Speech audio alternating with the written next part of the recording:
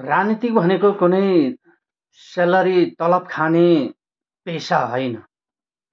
राजनीतिक भनेको सेवा हो, देशको सेवा हो, जनताको सेवा हो।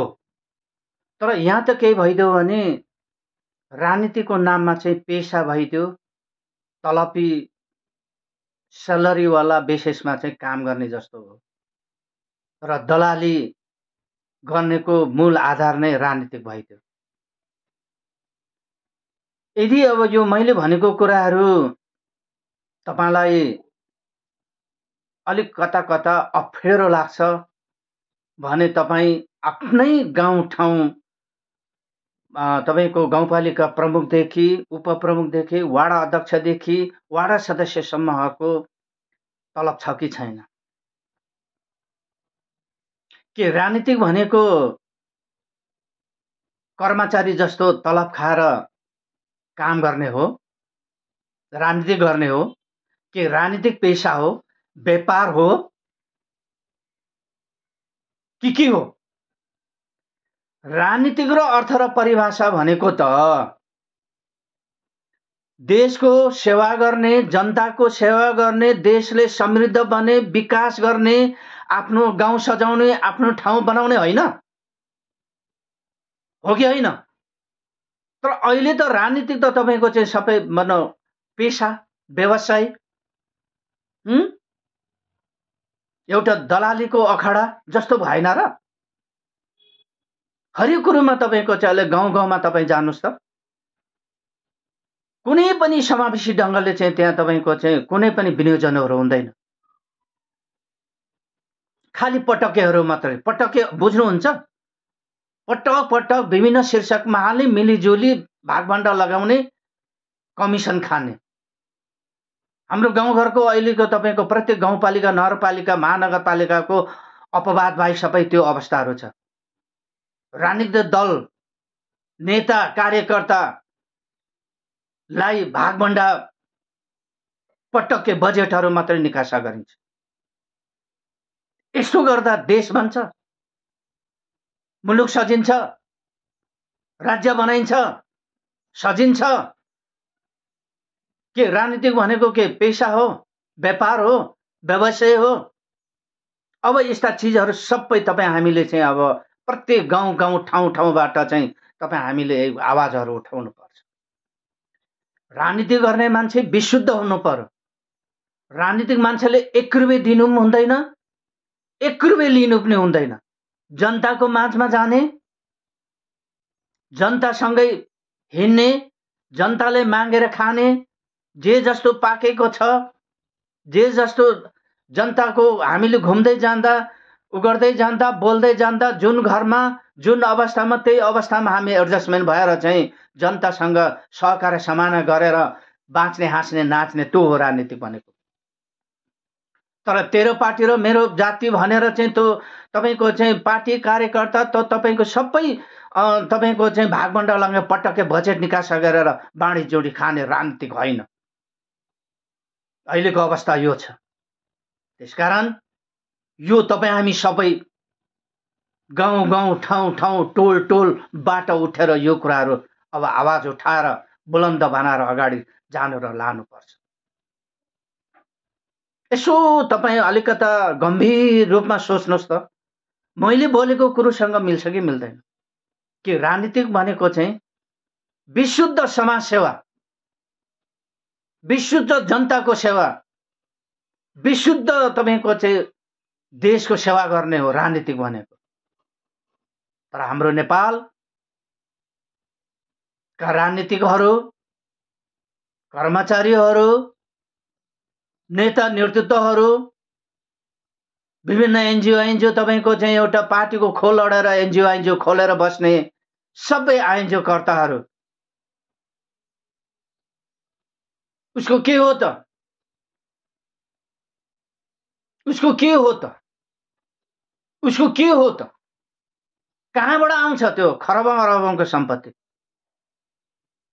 एउटा पेशा व्यवसाय केही छैन। राजनीतिक भनिया छ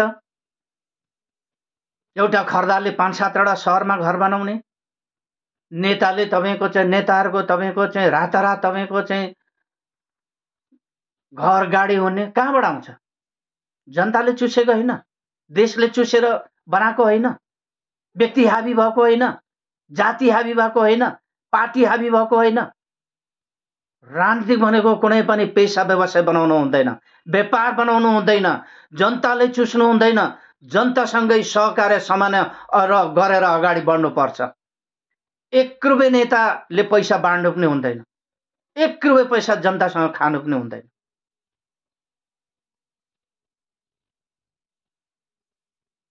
हो कि होइन? त्यो होइन राजनीति। यहाँ त हग्ने पात्ने सबै राजनीति गर्नुको अर्थ र परिभाषा के हो त? लुट्न पाइन्छ, चोर्न पाइन्छ, ढाँट्न पाइन्छ, कामै नगरी 84 व्यञ्जन खान पाइन्छ भनेर धेरै राजनीतिकहरू राजनीतिकमा लागेका छन्। राजनीतिको र पनि नबुझ्नेहरू चाहिँ तपाईको चाहिँ हावाको तालमा उफ्रेको देखिन्छ हाम्रो नेपालमा। राजनीति गर्नको लागि कम्तीमा पनि राजनीतिको व्याख्या जनताले सुन्यो भने सुनाउन सक्ने ल्याग्रता हैसियत बनाउनु पर्छ कि पर्दैन?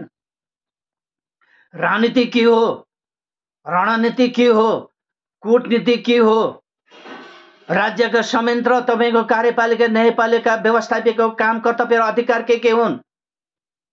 राष्ट्रपति भनेको के हो, प्रधानमन्त्री भनेको के हो, मन्त्रीले पाएको जिम्मेवारी त्यो मन्त्रालय अन्तर्गतको काम कर्तव्य अधिकार के हो, यो बुझ्नु पर्दैन?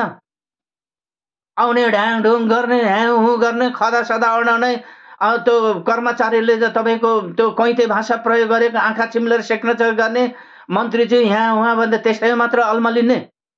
अब जनता सचेत हुनुपर्छ, नेपाली जनता सचेत हुनुपर्छ। त्यो सचेत वर्ग भनेको कुनै जात, धर्म, पार्टी के पनि मिसिनु हुँदैन। समग्र नेपाली भएर अब चिरफार गर्नुपर्छ। हाम्रो देश किन बिग्र्यो? प्रकृतिले 65% जति चाहिँ रिसोर्सहरू हाम्रो नेपाल भौगोलिक परिस्थिति यसो हेर्नुस् त, 65% भन्दा बढी प्रकृतिले साधन स्रोत सम्पन्न देश किन संसारकै सबैभन्दा गरिब भयो त? राजनीतिको र पनि नबुझ्ने मान्छेहरू धेरै गएका छन्। पोलिसीहरू केही हुन्छन्, भिजन छैन, मिसन छैन, पोलिसी छैन, माइक सारा 2-4वटा आदर्शगत गफ दिएर हुन्छ। फिल्डमा पनि फाइलमा पनि जनताले पब्लिकले तपाईको ठ्याक्कै बाटैमा रोकेर सोध्यो भने यो भनेको यो, यो भनेको यो, यो भनेको यो, यो भनेको भनेर उत्तर दिन सक्ने, बनाउन सक्ने नेता हामीले अब चुन्नु पर्छ। त्यो ढुङ्गा मुरा गरेर वा ढुङ्गा फाल्ने मान्छे हुँदैन, अब ढुङ्गा बोक्ने मान्छे चाहिन्छ। खोला नाला बाँध लगाउने मान्छे चाहिन्छ, खोला नाला धोन गर्ने मान्छे चाहिँदैन। हामीले नेता अब यसरी चुन्नु पर्छ र आफै श्रमिक हुनु पर्यो, जनतासँग घोलमेल भएर आफै श्रमिक भएर आफू लिडरशिप गरेपछि जनता पछाडि आउन बाध्य हुन्छ। घुम्ने चेयरमा बसेर निर्देशात्मक गर्दा अब जनताले पत्याउनेवाला छैन। आफै श्रम गर्ने, श्रमको नेतृत्व लिडरशिप गर्ने, स्वदेशी उत्पादन गर्ने, त्यो स्वदेशमा हिमाल पहाड तराई आफ्नो गाउँठाउँमा कस्तो खालको बालीनाली सफ्रिन सक्छ, हुन सक्छ, त्यसलाई बजारीकरण गर्ने, आफै अगाडि त्यहाँको नेता आफै अगाडि उत्पादनमा लाग्ने र आफ्नै स्वदेशी प्रयोगवादीमा जानुपर्छ। देशमा के कुराहरू सम्भावना छ त्यही कुराले हामीले प्रयोगमा लानुपर्छ।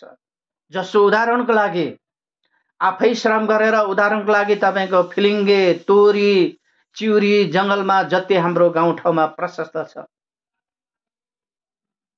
हामीले तेलियो आजको तेलहरू किनिरहनै परेन, आफै उत्पादन गर्छ। फिलिङ्गेको तेल बन्छ, तोरीको तेल बन्छ, चिउरीको तेल हुन्छ, सुरैमेको तेल हुन्छ। मैले एउटा उदाहरण मात्र दिन खोजेको, तेल त तरकारी हाम्रै गाउँठाउँमा प्रशस्त हुन्छ, मसला त्यतिकै हुन्छ, दही मही गाई पालन बनु, भैँसी पालन गरौँ त्यतिकै हुन्छ, गाई पालन गरौँ, बुङ्ग्रो पालन गरौँ, हामी मासु खाने, नन भेज भेज सबलाई त्यही उत्पादनहरू। स्वदेशमा कपासका खेतीहरू गर्ने, त्यहाँबाट बनाउँ, हाम्रो दिदी बहिनीलाई तपाईँको चाहिँ बुन्न लगाउने, त्यस्तै कुराहरू लगाउने। यसको मतलब के हो भने श्रम, उत्पादन र प्रयोग अनिवार्य तपाईँ हामीले चाहिँ अब लागू गरौँ भने यो देश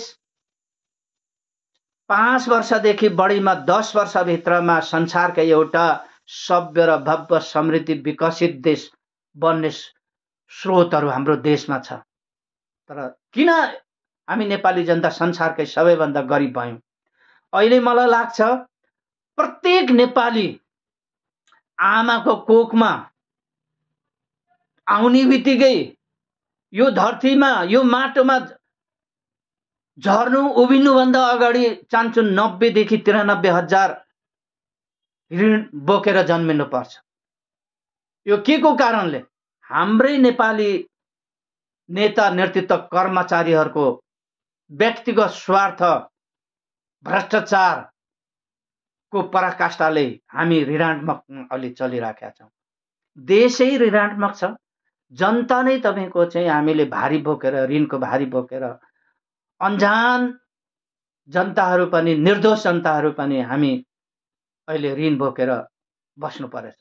कारण तत्त्व के हो त भन्दा यहाँका उपलब्ध कर्मचारी र नेता नेतृत्वको भ्रष्टाचारी, अक्षमता, व्यक्तिगत स्वार्थ, पारिवारिक स्वार्थ, जातिवादको अहमता, नस्लवादको पराकाष्ठा, यिनै कुराहरू भन्दा एकदम तितो लाग्न सक्छ, यो सुन्दा तितो लाग्न सक्छ, तर यथार्थ कुराहरू, तथ्य कुराहरू यिनै हुन्। तपाईँ हामी गम्भीर भएर एकछिन जातिभन्दा, पार्टीभन्दा बाहिर निस्केर ठन्डा दिमाग पनि सोचौँ त यो कुराहरू सबै प्रमाणित भएर आउँछ। त्यसकारण यो देश बनाउनको लागि तपाईँ हामी साझा नेपाल र नेपाली भएर अगाडि बढेर यो देशले बनाउनु पर्छ, यो देशलाई सजाउनु पर्छ। अनि हामी सभ्य भव्य हाँस्न नाच्न सक्षम होइन भने देश निकै अप्ठ्यारो परिस्थितिमा गएको देखिन्छ। धन्यवाद।